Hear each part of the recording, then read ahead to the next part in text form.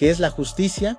¿Cómo sería una sociedad perfecta? Estas preguntas han perseguido a la humanidad por milenios, pero pocos se atrevieron a responderlas con la ambición y el detalle de Platón en su obra maestra, La República. Hoy no vamos a hacer un simple resumen. Vamos a sumergirnos en las profundidades de este texto, a cuestionarlo, a analizarlo con una mirada crítica y a descubrir por qué, después de más de 2000 años, sigue siendo tan relevante y polémico. Prepárate, porque vamos a desentrañar el sueño de un filósofo y a preguntarnos si su utopía es realmente un ideal o una advertencia. Para entender la República, primero debemos entender el contexto. Platón vivió en una Atenas que, aunque era la cuna de la democracia, acababa de perder una guerra devastadora y había condenado a muerte a su maestro, Sócrates. Para Platón, esto era la prueba de que la democracia, gobernada por las masas, a menudo ignorantes y emocionales, era un sistema fallido. Su búsqueda de una sociedad ideal no era un mero ejercicio intelectual, era una respuesta desesperada a la crisis política y moral de su tiempo. La obra comienza con una pregunta aparentemente simple: ¿qué es la justicia?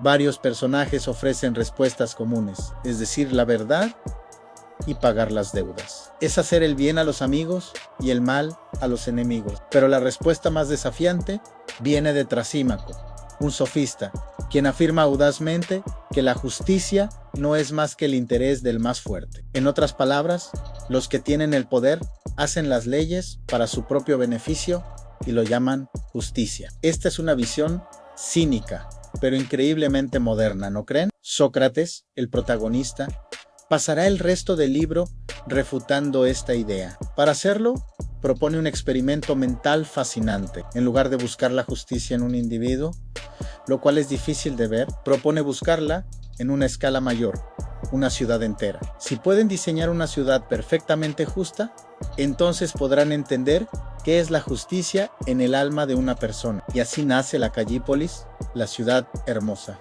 Esta ciudad ideal se estructura en 3 clases sociales, que se corresponden con las 3 partes del alma que Platón describe. En la base están los productores, artesanos, agricultores, comerciantes. Su función es proveer los bienes materiales. Su alma está dominada por los apetitos, los deseos. La virtud que deben cultivar es la templanza. Luego vienen los guardianes o auxiliares. Son los guerreros, la policía y el ejército de la ciudad. Su función es protegerla de enemigos externos e internos. Su alma está dominada por la parte irascible, el coraje, el espíritu. Su virtud principal es la valentía. Y en la cúspide, la clase más importante y pequeña, los gobernantes, los filósofos, reyes. Su función es gobernar con sabiduría. Su alma está dominada por la razón y su virtud, por supuesto, es la sabiduría. Según Platón, una ciudad es justa cuando cada una de estas clases cumple su función específica y no interfiere con las demás. Es una armonía, una orquesta, donde cada instrumento toca su parte a la perfección. Ahora, aquí es donde las cosas se ponen realmente interesantes y controvertidas. Para que este sistema funcione, Platón propone medidas radicales.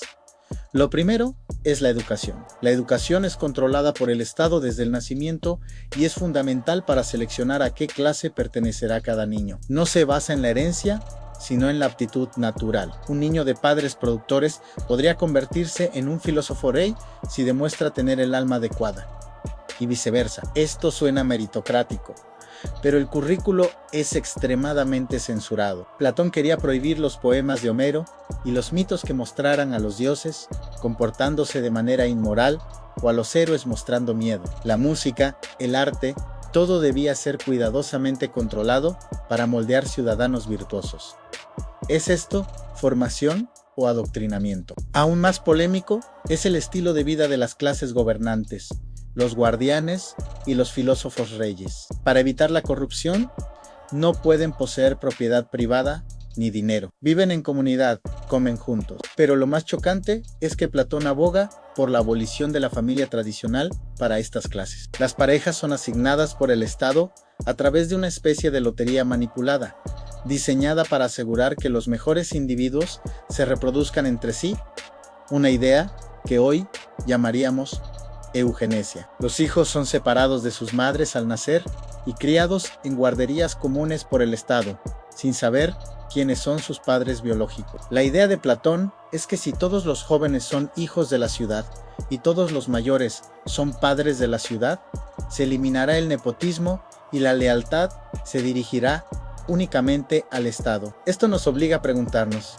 ¿es un sacrificio noble por el bien común o una pesadilla totalitaria que destruye los lazos humanos más básicos? La figura central de todo este sistema es el filósofo rey. Platón argumenta que solo aquellos que aman la sabiduría y han contemplado la verdad absoluta son aptos para gobernar. Y para explicar qué es esta verdad, nos regala una de las alegorías más famosas de la historia de la filosofía, el mito de la caverna. Imagina a unos prisioneros encadenados en una cueva desde su nacimiento, mirando una pared. Detrás de ellos hay un fuego y un camino por el que pasan personas llevando objetos. Lo único que los prisioneros ven son las sombras proyectadas en la pared. Para ellos, esas sombras son la realidad. Ahora, ¿qué pasaría si uno de los prisioneros fuera liberado? Al principio, la luz del fuego lo cegaría. Si lo arrastraran fuera de la cueva, la luz del sol sería insoportable. Pero poco a poco,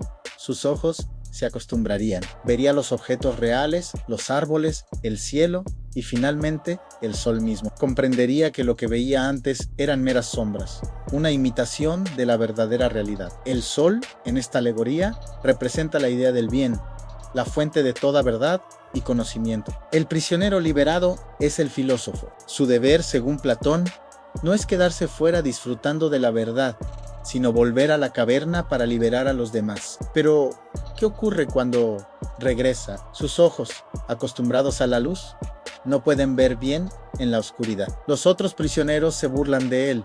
Dicen que su viaje lo ha dañado. Si intentara liberarlos a la fuerza, incluso lo matarían. Esta es una clara referencia a Sócrates, el filósofo que intentó iluminar a los atenienses y fue condenado a muerte. El filósofo rey, entonces, es aquel que ha salido de la caverna, ha visto el sol, pero acepta su deber de volver a la oscuridad para gobernar. No porque desee el poder, sino porque es el único que sabe lo que es verdaderamente bueno para la ciudad. Es un gobernante reacio, pero es el único cualificado. Con esta estructura en mente, Platón finalmente regresa a la pregunta inicial. La justicia en el individuo es lo mismo que en la ciudad a una armonía interna. El alma justa es aquella en la que la razón, con la ayuda del coraje, gobierna sobre los apetitos. Una persona justa no es simplemente alguien que sigue las reglas, sino alguien cuya alma está en orden. Por eso, Platón concluye que la vida justa es intrínsecamente más feliz y deseable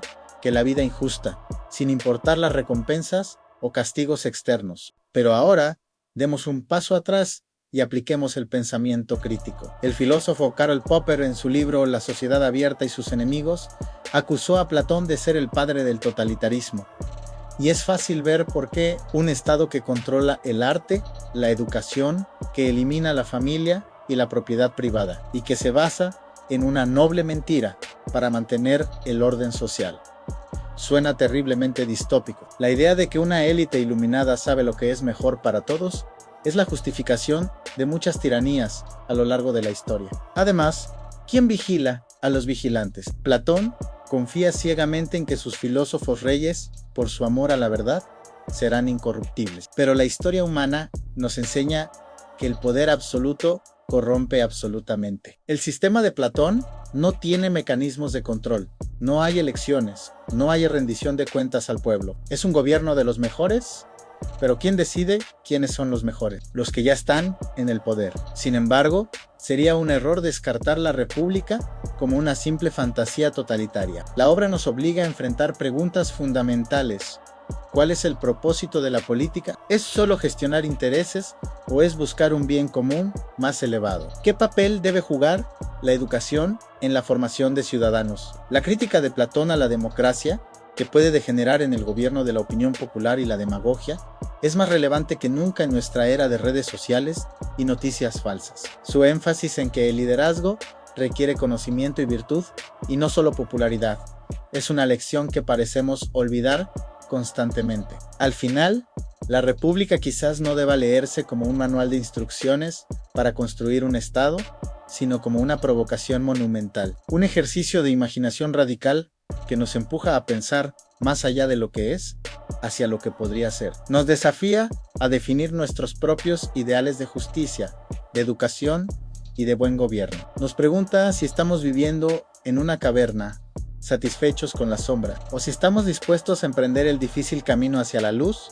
incluso si eso significa cuestionar todo lo que creemos saber. La verdadera genialidad de Platón no está en las respuestas que da, sino en la profundidad y la audacia de las preguntas que plantea. Gracias por acompañarme en este viaje a la ciudad ideal de Platón. Si te ha gustado esta reflexión, dale a like. Suscríbete para más análisis filosóficos y déjame en los comentarios tu opinión. ¿Es la República una utopía o una distopía? Nos vemos en el próximo video.